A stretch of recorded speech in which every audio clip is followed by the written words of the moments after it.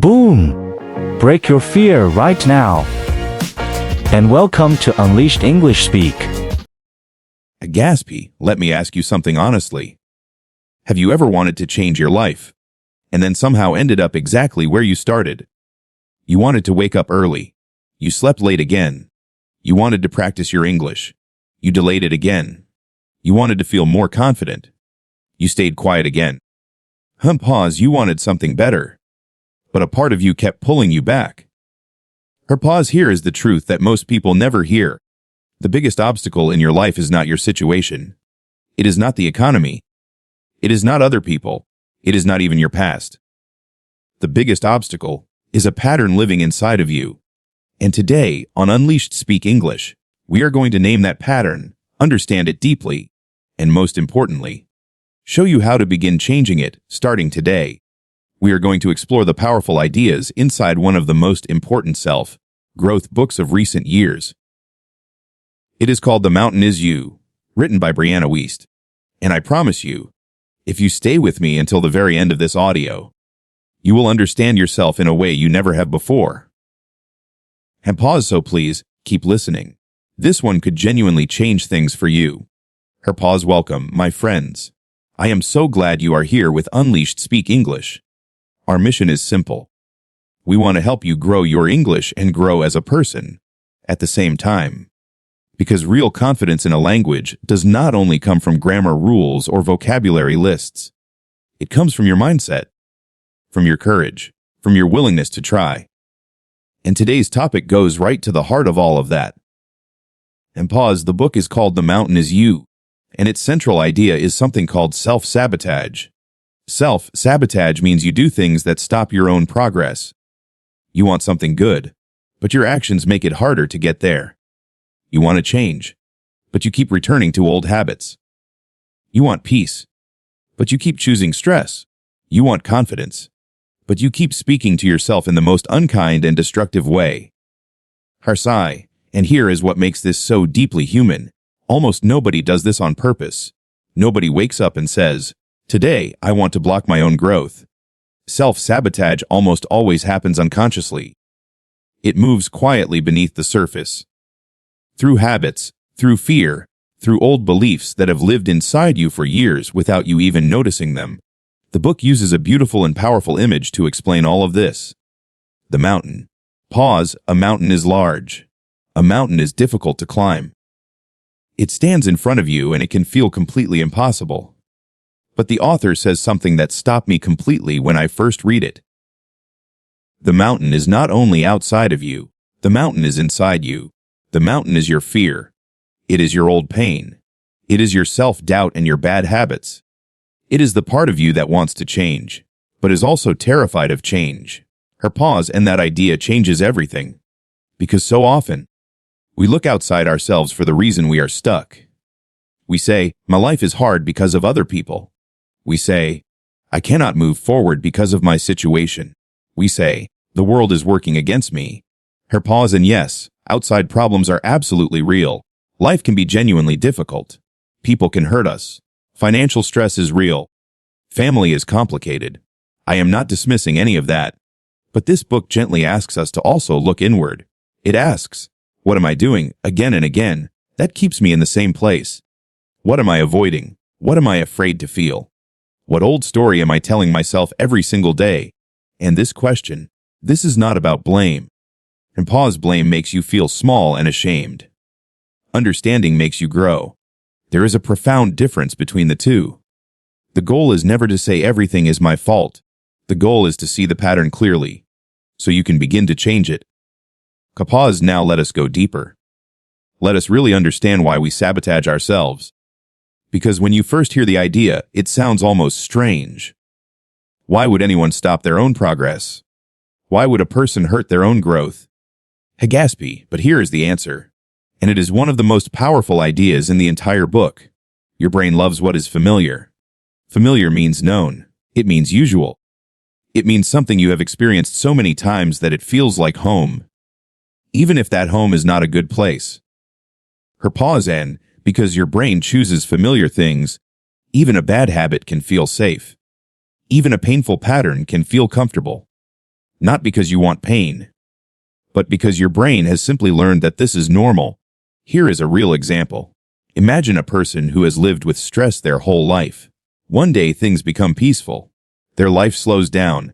There is no crisis, no drama, no urgent problem. Her pause, and instead of feeling relief, they feel deeply uncomfortable. They start looking for problems. They start overthinking.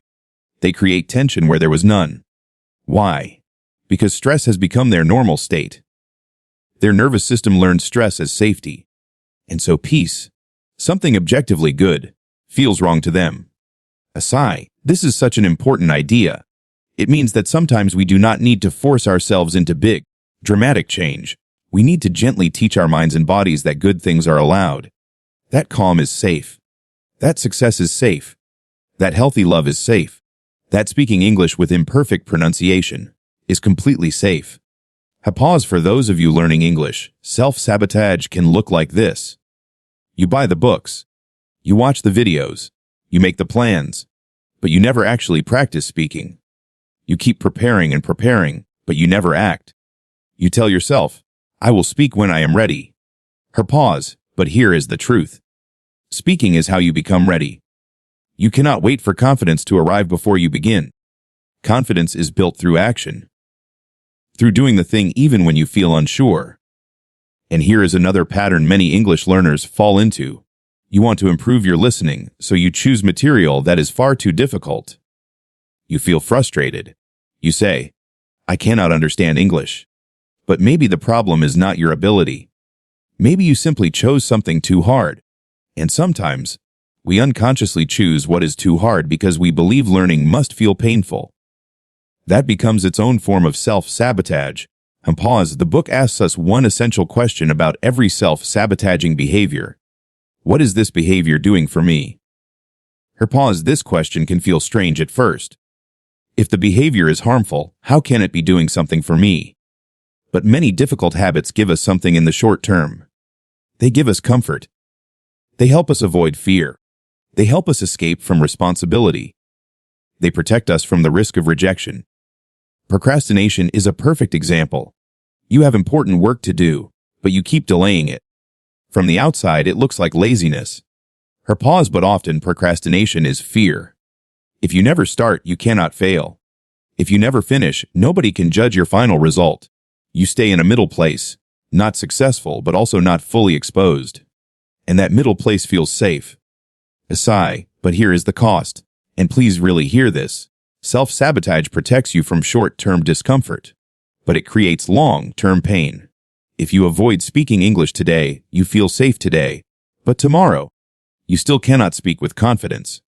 If you avoid a difficult conversation today, you feel safe today, but slowly, the relationship becomes worse.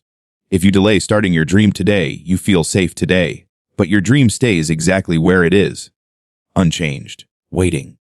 Hey, pause. So the question you must ask yourself honestly is this. Am I choosing short-term comfort or long-term growth?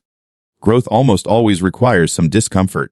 Not extreme pain, not suffering, but discomfort. You may feel nervous.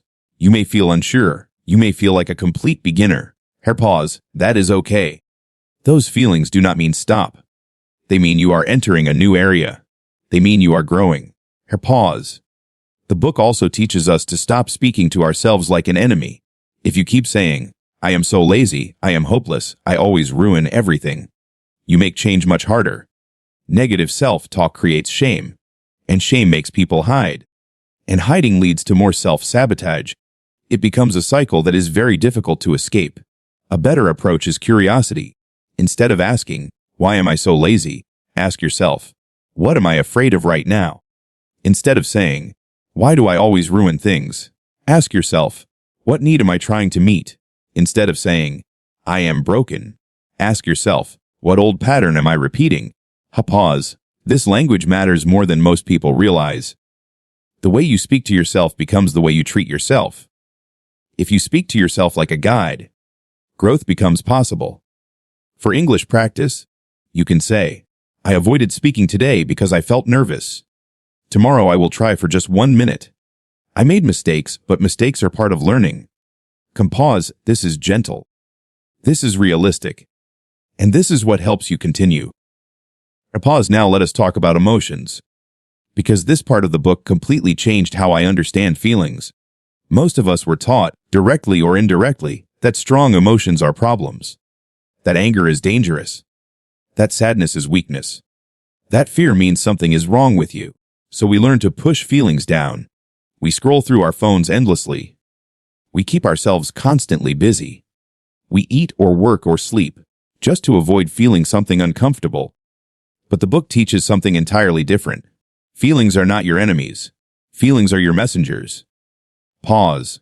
A messenger brings information. So when a strong emotion arrives, anxiety, sadness, anger, jealousy, it is trying to show you something. It is pointing to something inside you that needs attention. Now, and this is a very important distinction, feelings are real, but they are not always facts. Pause. If you feel afraid, the fear is real. But it does not always mean you are in actual danger. If you feel like a failure, that feeling is real. But it does not mean you are a failure. Feelings are information. They are not always instructions. Pause. For English learners, think about this. You feel nervous before speaking. That nervousness is real. But what is it actually telling you? It is telling you, this matters to me. I want to do well. I care about this. Pause. That is not a reason to run away. That is actually a reason to stay and try. You do not need to wait until fear disappears before you act. You can act with fear right beside you. You can say, I feel nervous, but I can answer one question. You can say, I feel unsure, but I can take one small step. Aside. The book also warns us about emotional avoidance. We keep ourselves busy so we never have to sit with sadness. We scroll because we do not want to feel lonely.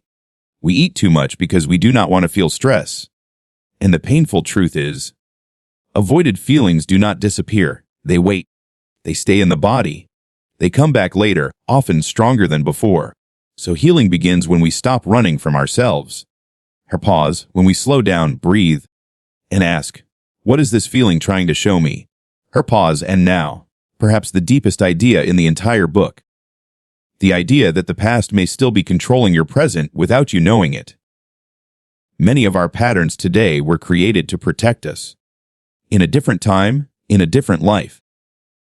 Maybe you learned to stay silent because people criticized you when you spoke.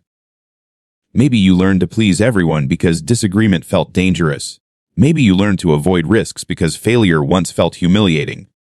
Pause. At the time, these patterns helped you survive. They were smart. They protected you. But now, years later, those same patterns may be blocking your growth. What protected you then may be limiting you now. Pause. Read that again slowly in your mind. What protected you then may be limiting you now. For English learners, maybe you had a painful experience in school. A teacher who corrected you harshly in front of the class. Classmates who laughed at your pronunciation. Hey, gasp, and that moment is long gone. But the feeling remained. Your body still reacts as if you are back in that classroom. Even today, healing means telling yourself a new truth. A whisper that was then. This is now. I am safe to learn.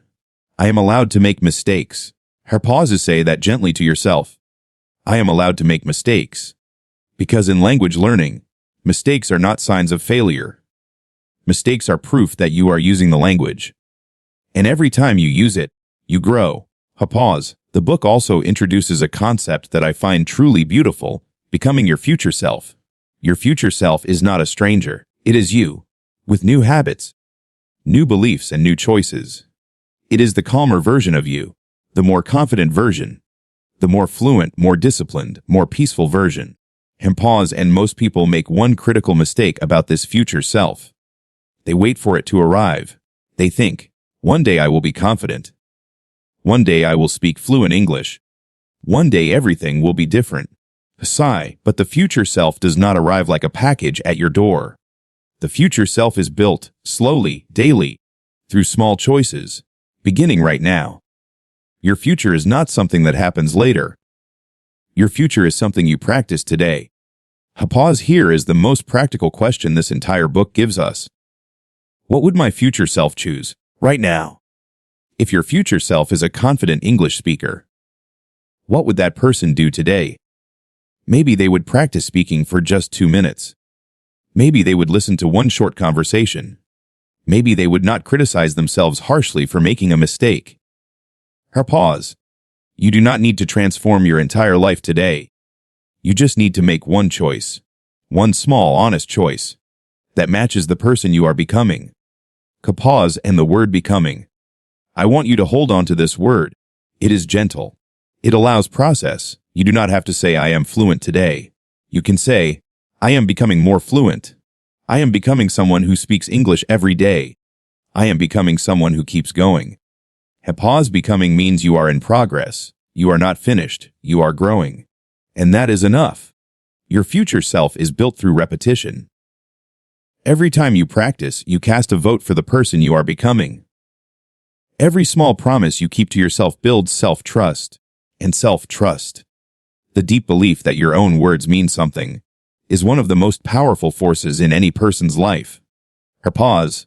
So do not make big promises you cannot keep. Make small ones. Say, I will listen to English for 5 minutes, and then do it. Say, I will write 3 sentences, and then do it. Say, I will speak out loud for 1 minute, and then do it. Pause. Small promises kept are infinitely more powerful than large promises broken. Hasai, my friends, let us bring everything together now. The mountain is not only the problem in front of you. The mountain is the pattern inside you. The self-sabotage. The fear of the unfamiliar. The emotions you have been avoiding. The old stories you have been carrying. The identity you have quietly outgrown. But here is what this book ultimately leaves us with, and I want you to really feel this. Pause. You are not your self-sabotage. You are the person who can notice it, understand it, and gently, one step at a time, change it.